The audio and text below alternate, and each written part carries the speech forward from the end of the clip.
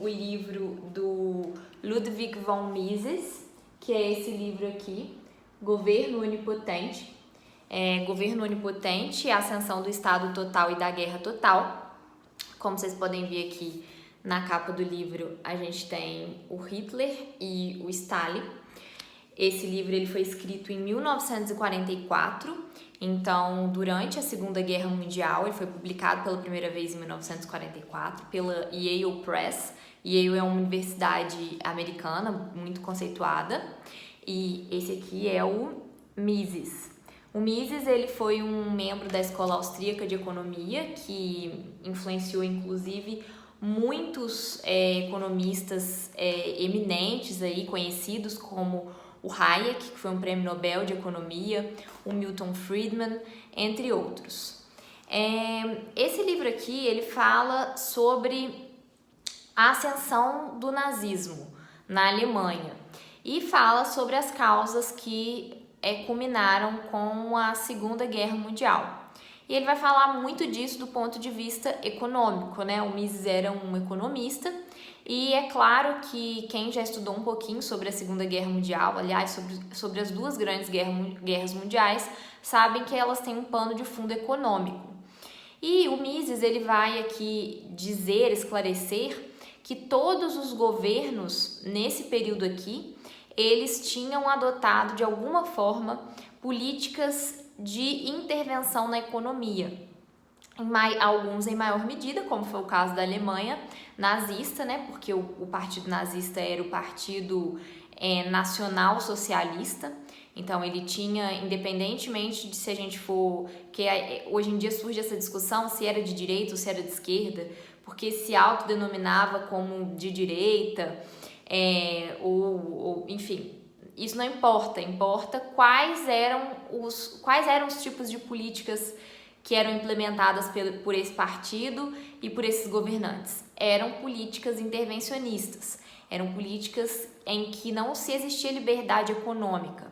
Inclusive, ele vai trazer aqui um fato que para mim, por exemplo, eu não sabia, porque ele faz muita diferenciação do socialismo da Alemanha nazista para o socialismo da União Soviética. E aí ele vai dizer que na Alemanha nazista, os proprietários, os empresários, eles foram reduzidos a meros gerentes dos seus estabelecimentos. Por quê? Porque o regime nazista dizia o que eles iriam vender, o que eles iriam produzir, a qual preço eles iriam vender e para quem. Então, eles não tinham poder decisório. O governo decidia tudo, né? Inclusive, o governo decidia até qual era a forma de lazer que as pessoas iam ter no seu tempo livre.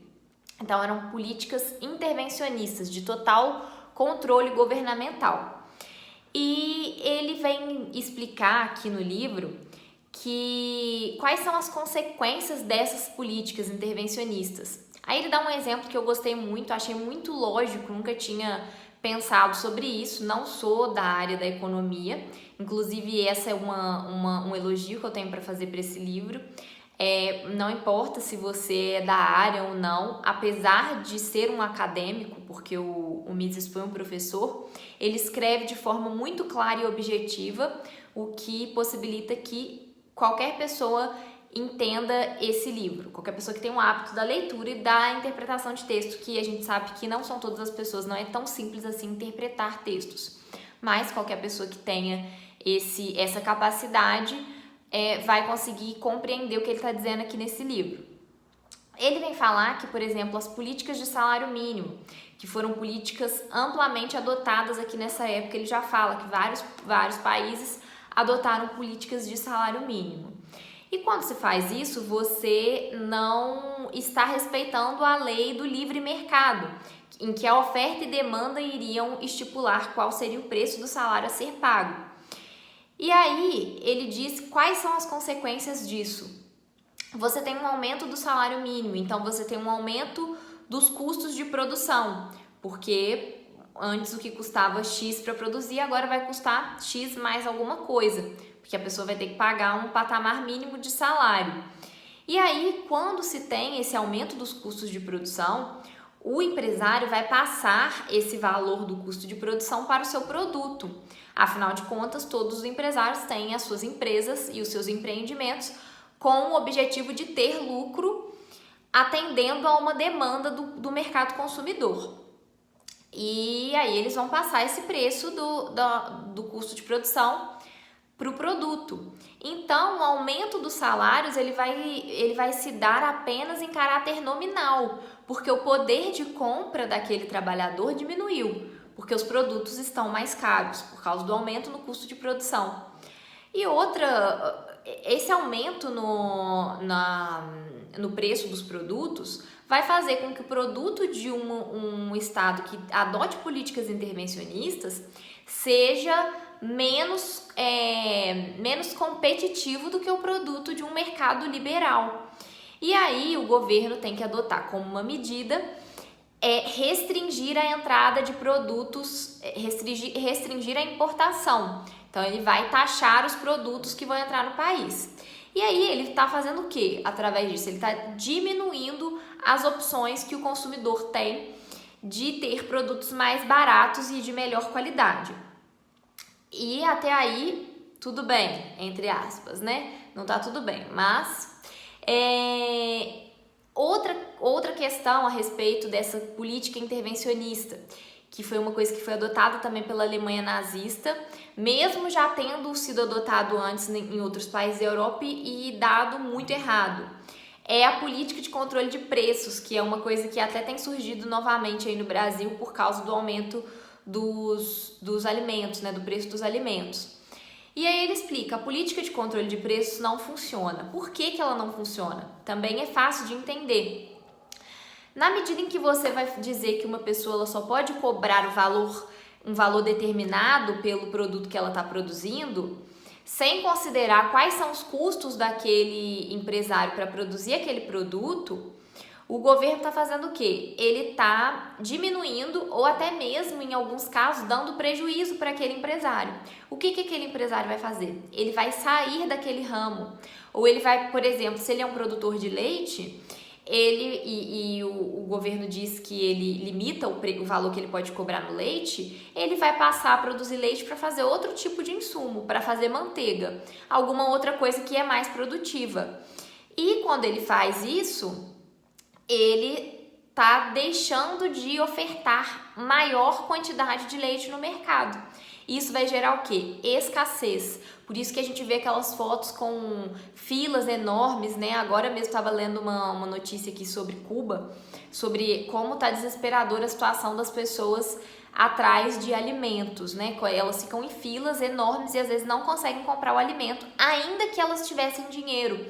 Por quê? Porque não se tem pessoas querendo produzir aquele tipo de alimento, justamente por causa da intervenção governamental.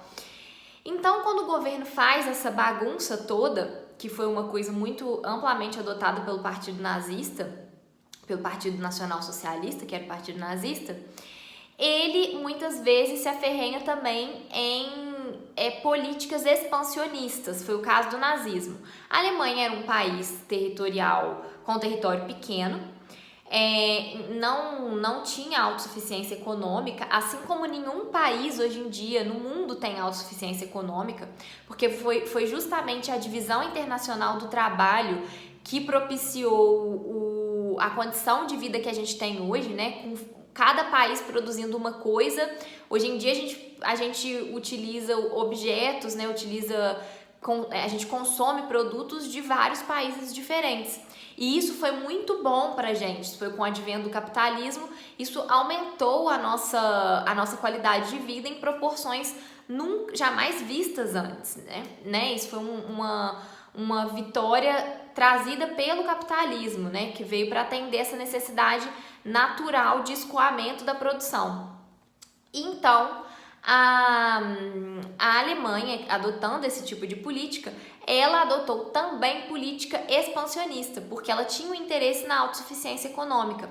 Mas se ela somente fechasse o seu mercado, porque ao mesmo tempo que ela aumenta os custos de produção, aumenta os preços dos produtos, os produtos ficam menos competitivos, ela tem que dar um jeito de proteger o mercado dela, o mercado nacional. Então, quando ela faz isso, ela precisa de também alimentar a população. E o mercado local não conseguia alimentar a população da Alemanha, porque ela não era uma grande produtora de alimentos. Então, ele se aferrenha a políticas expansionistas, de expansão territorial, que foi o que a Alemanha fez, né? E foi também o que, apesar dele explicar a diferença do socialismo da União Soviética, né, da Rússia, para a Alemanha, porque ele diz que a Rússia tem um território muito maior e ela tem autossuficiência econômica em maior medida do que a Alemanha, que não foi suficiente para gerar aí milhões de mortos de fome, né, por causa do regime comunista. Ele fala que a Alemanha não tem essa condição. Então ele fala que a Alemanha, o partido nazista foi o único que deu uma solução que era horrível, era totalmente imoral e, enfim, com tudo isso que a gente viu que aconteceu. Ele foi o único que deu uma solução que seria viável.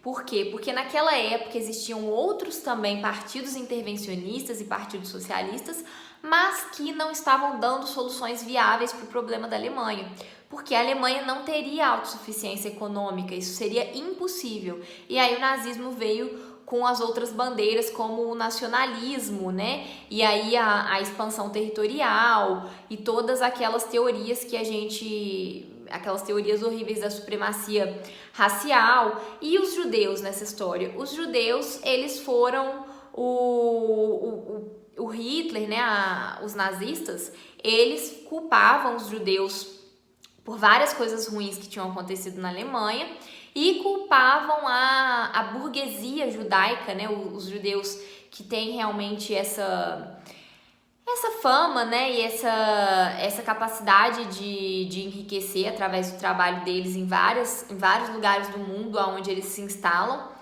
pelo valor, né, da própria religião deles, que tem esse valor do trabalho, enfim, e várias outras questões que não vou entrar aqui.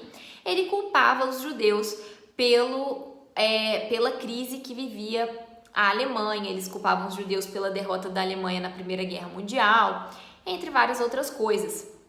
E quando eles fazem isso, muitas pessoas da população apoiam eles, inclusive alguns empresários, porque quando você fala que você vai proteger a indústria local, que você fala aí, tá vendo? Eu vou fechar esse comércio judeu que tem do seu lado e você tem uma mercearia, muitas pessoas começaram a ver isso de forma positiva e apoiaram o regime nazista. E uma coisa também muito interessante que ele fala aqui, que ele demonstra que a academia, né, os acadêmicos e as universidades, elas todas corroboravam o regime nazista, elas eram a favor do regime nazista.